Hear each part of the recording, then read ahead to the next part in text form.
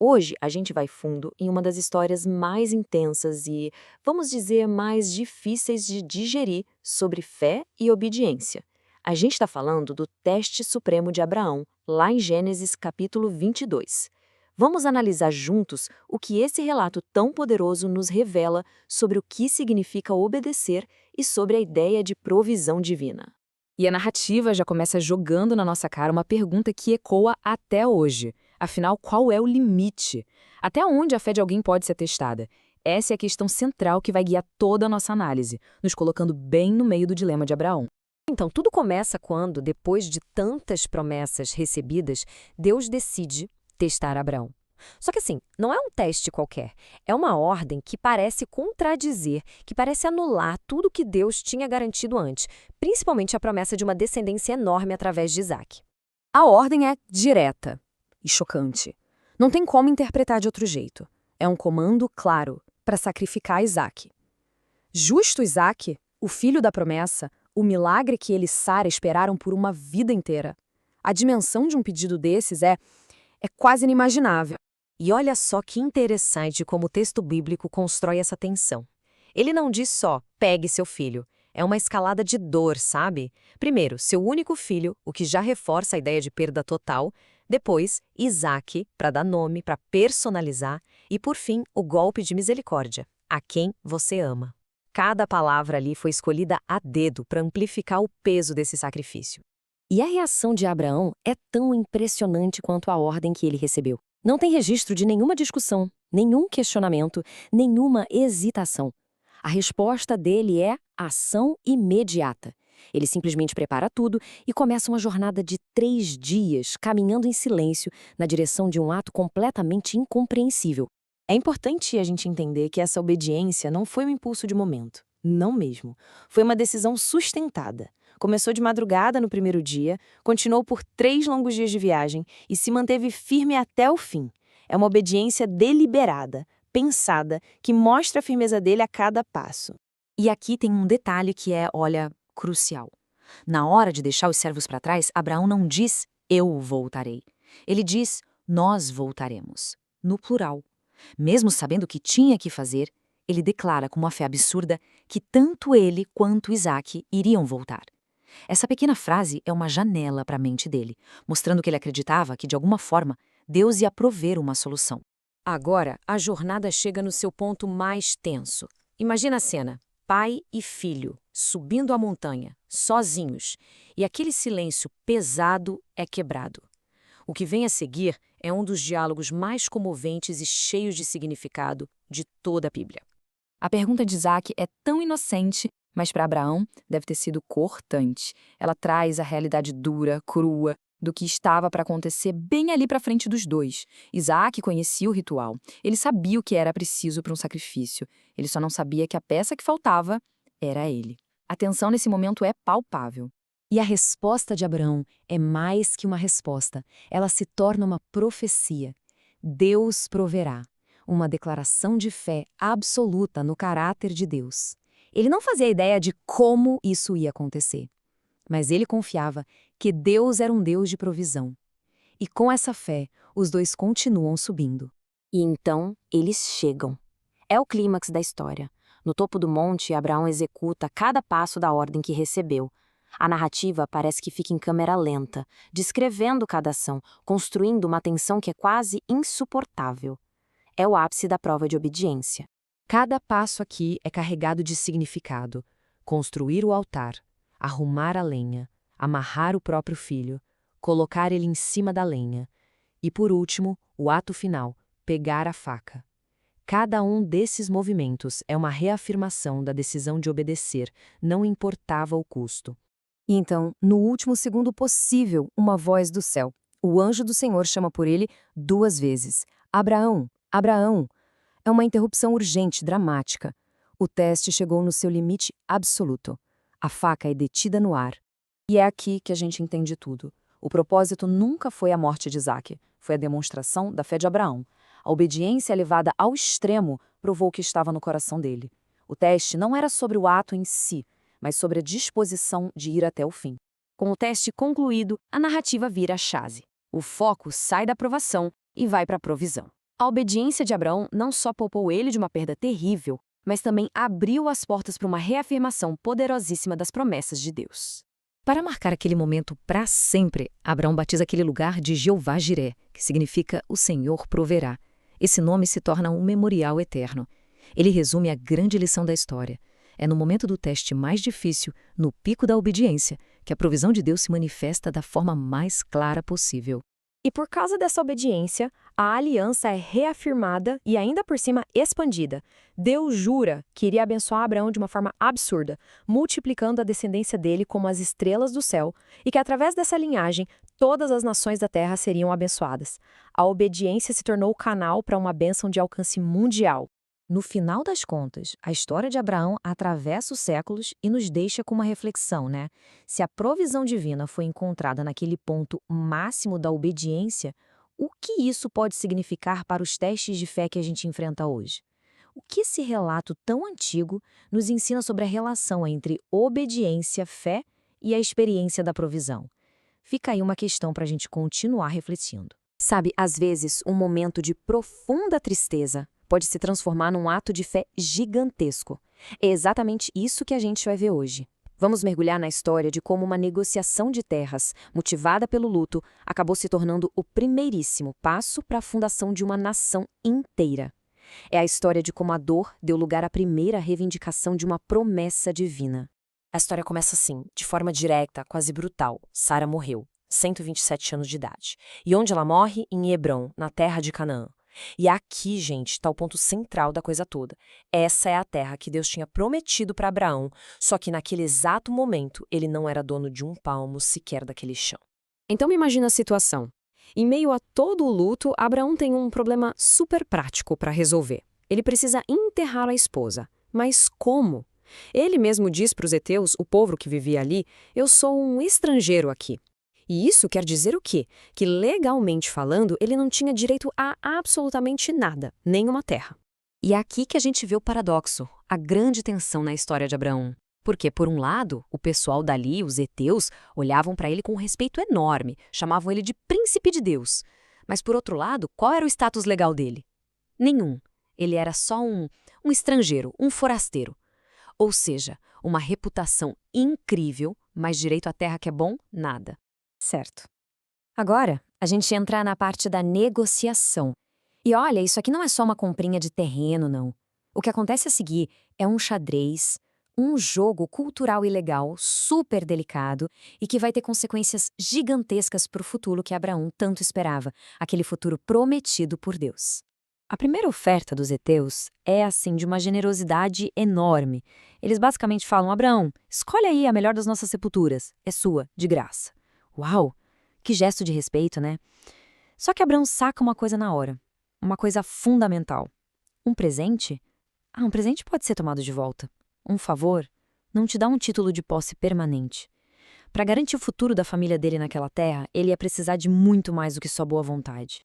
É por isso que a contraproposta de Abraão é tão, mas tão específica. Ele não fala, me arruma um cantinho aí. Não, ele aponta o dedo e diz exatamente o que ele quer. A caverna de Macpela. E ele insiste no ponto mais importante de todos. Ele vai pagar o devido preço. Percebe a mudança? Ele não está mais pedindo um favor. Ele está, de fato, começando um negócio. E o que se segue é uma verdadeira dança de costumes, cheia de estratégia. Pensa só. Abraão se curva, mostrando respeito. Aí vem Éfron, o dono do terreno, e na frente de todo mundo oferece não só a caverna, mas o campo inteiro, de graça. Era um gesto para manter a honra, sabe? Mas Abraão, muito educadamente, se curva de novo e recusa. Ele insiste em pagar. O que ele está fazendo?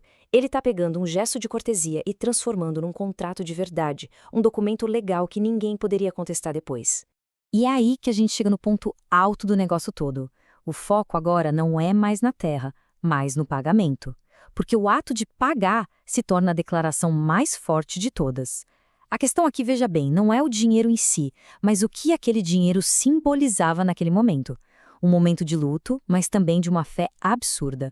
Então, Éfron joga um número na mesa, 400. 400 barras de prata. E pra gente ter uma ideia, isso na época era grana alta. Uma quantia bem considerável. Não era um valorzinho simbólico, não. Era o preço de mercado, um valor justo e bem significativo. Mas o jeito que o Efron fala o preço é genial. Ele diz algo como: um terreno de 400 barras de prata. O que é isso entre amigos como nós? Ele faz parecer que não é nada, uma ninhária. Só que, ao falar o preço em voz alta, na frente de todo mundo, ele estava tornando aquilo oficial. Era a formalidade que faltava para dar a base legal para a venda. Muito esperto. E a reação de Abraão? Imediata. Ele não tenta negociar, não pede desconto, nada.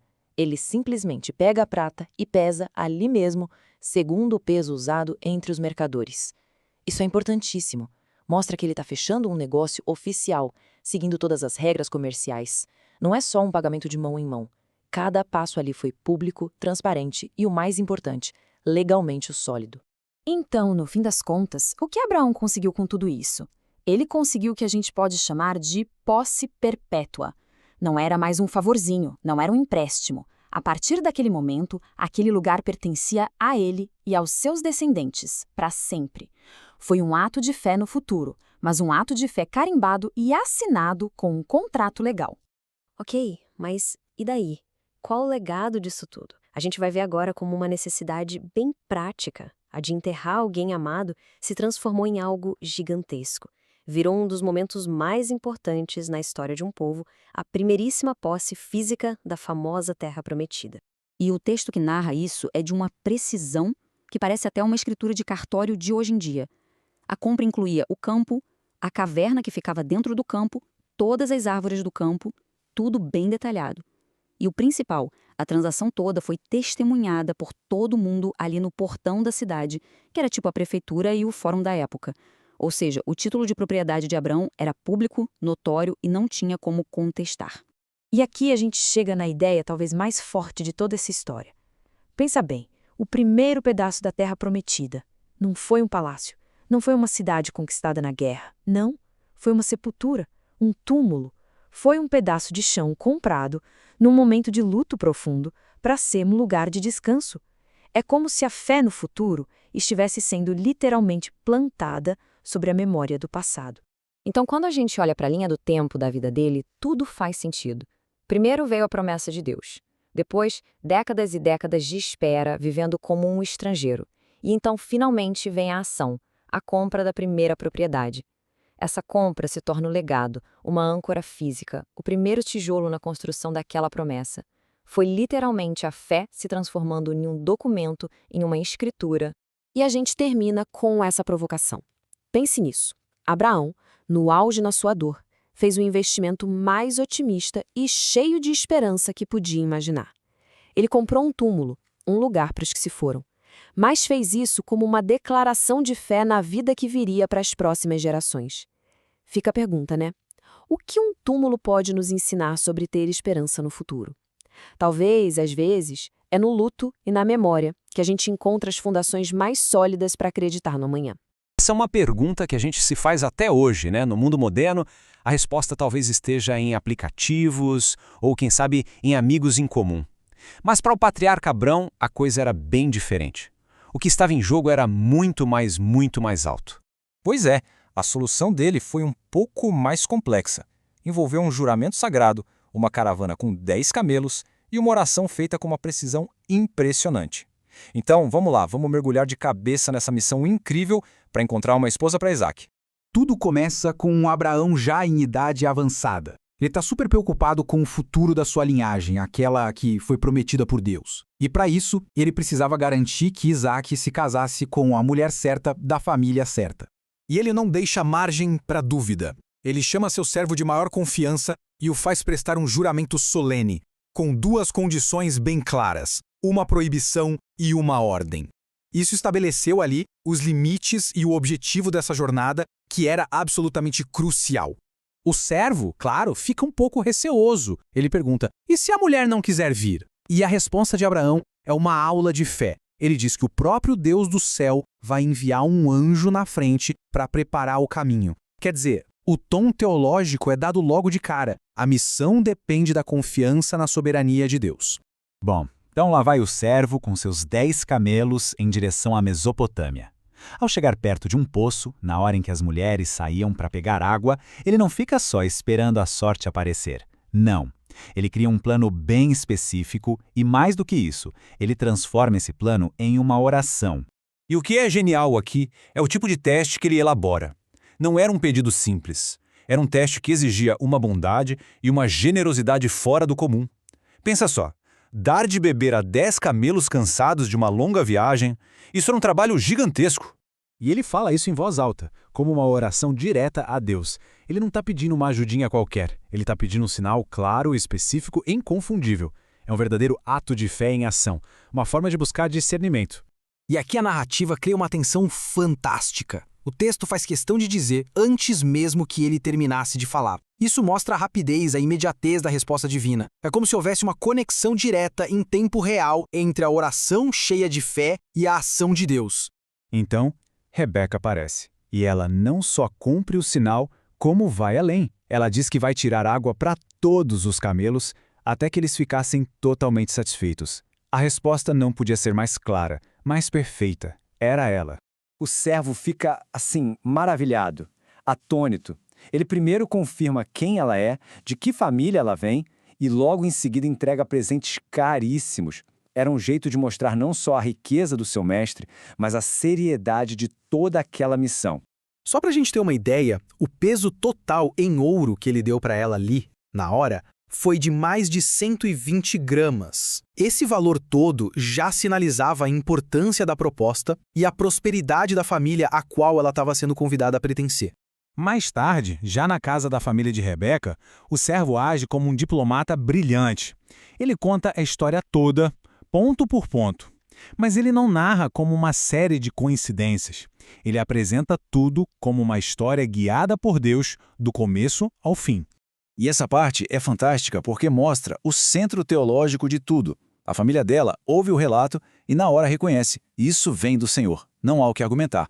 Eles entendem que é um ato da providência divina e que eles não têm poder para interferir. Mas, atenção a esse ponto, que é crucial. Mesmo com um plano divino tão claro, a escolha humana é respeitada. A decisão final é de Rebeca. A pergunta é feita diretamente a ela, e é ela quem se compromete com o decidido sim, quero. Agora vamos para o ato final, para a conclusão dessa história toda e ver como as coisas se desenrolam.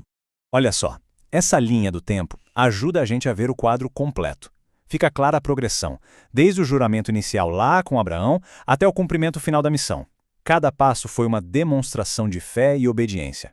E o final não é só sobre um casamento arranjado. A história termina com uma nota muito pessoal, muito humana. O texto diz que, com a chegada de Rebeca, Isaac foi consolado da perda de sua mãe, Sara. Ou seja, a providência divina trouxe também cura e consolo pessoal. Então, a gente termina com essa reflexão. O que guiou essa jornada? Foi o destino? A fé em ação? A escolha humana? A narrativa parece sugerir que não é uma coisa ou outra, mas sim uma interação linda e complexa entre as três. E nos deixa pensando em como essas forças, a soberania de Deus, a nossa fé em oração e as nossas próprias decisões atuam juntas na nossa